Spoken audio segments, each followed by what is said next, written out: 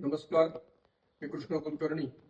आषाढ महिन्यातील पौर्णिमेला गुरुपौर्णिमा किंवा व्यास पौर्णिमा असे म्हणतात. महाभारताचे रचयिता, 4 वेदांचे वर्गीकरण करणारे, 18 पुराणांची रचना करणारे महर्षी वेदव्यास यांचा जन्म याच दिवशी झाला होता. आपण त्यांना सर्वप्रथम जगद्गुरू मानून त्यांचे आपण पूजन करत असतो. गुरूंचे महत्व. भारतीय परंपरेत देवांपेक्षाही गुरूंना वरचे स्थान दिले गेले आहे. अज्ञानाचा अंधकार दूर करून ज्ञानाचा प्रकाश दाखवणाऱ्या प्रत्येक गुरुबद्दल कृतज्ञता व्यक्त करण्याचा हा दिवस आहे. गुरुपूजन.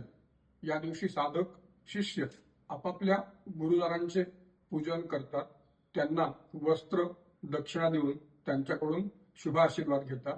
गुरुर्ब्रह्मा गुरुर्विष्णू गुरुर्देवो महेश्वरः गुरु साक्षात परब्रह्म तस्मै श्री गुरवे नमः. सर्वांना गुरुपौर्णिमेच्या हार्दिक हार्दिक शुभेच्छा.